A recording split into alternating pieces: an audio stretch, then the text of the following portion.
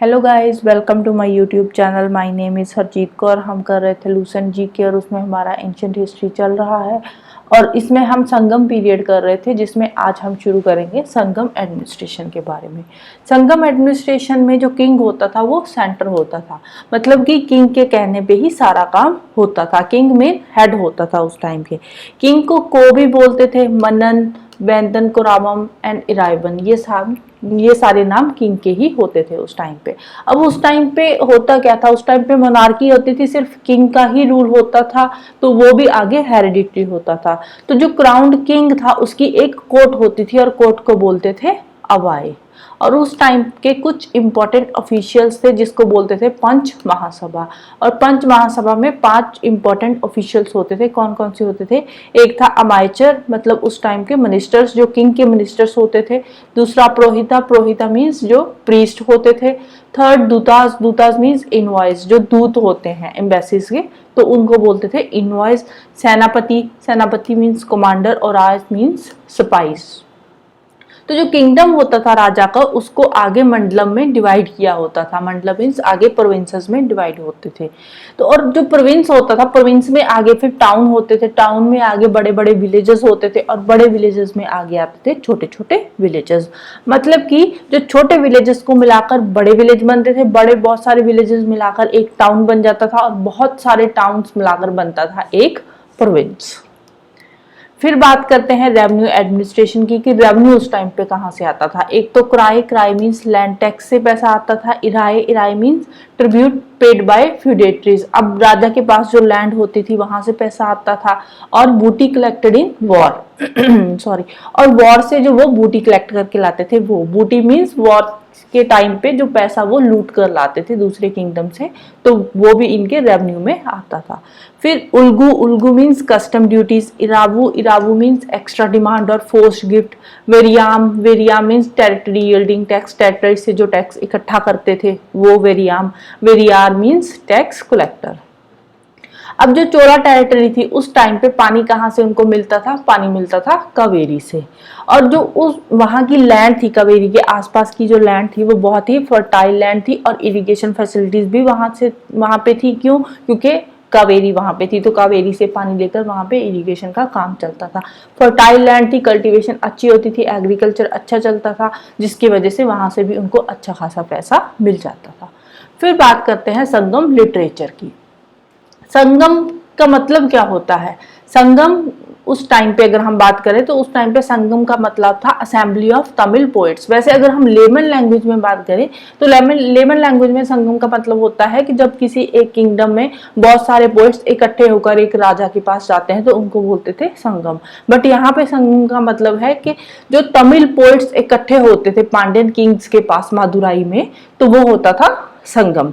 तो ट्रेडिशन के अकॉर्डिंग ये वाली जो असेंबली थी ये 9990 ईयर्स तक चलती रही थी। ये वाला ट्रेडिशन जो असेंबली वाला ये चला था 9990 ईयर्स तक, और इसमें 8598 पोइट्स आए थे और 197 पांड्या किंग्स के टाइम पे।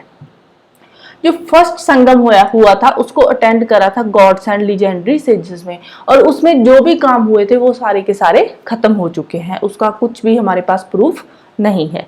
जो सेकंड संगम हुआ था उसमें कुछ चीजें सर्वाइविंग है। जो सर्वाइविंग है वो कौन सा है? तोल्कापियाम। तोल्कापियाम ही एक सर्वाइविंग वर्क है। तोल्कापियाम में क्या है? इसमें तमिल ग्रामर है जो लिखी हुई है लोकापियार के द्वारा।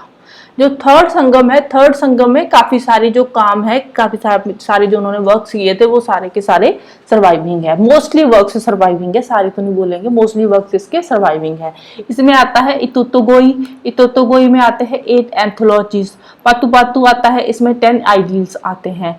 पेतिननकिलाकनाकू आता है, इसमें 18 डाइडेक्टिक टेक्स्ट मेंशन है। और इसमें से जो इतोतोगाई एंड पातु पातु है इसको बोलते हैं मेला कनाकू।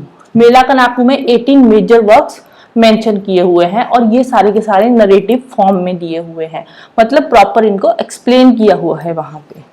पेतिननकिलाकू जो है इसको बोलते हैं किला कनाकू। इसमें 18 माइनर वर्क्स दे रखे हैं, और वो सारे के सारे वर्क्स डाइडेक्टिक फॉर्म में है।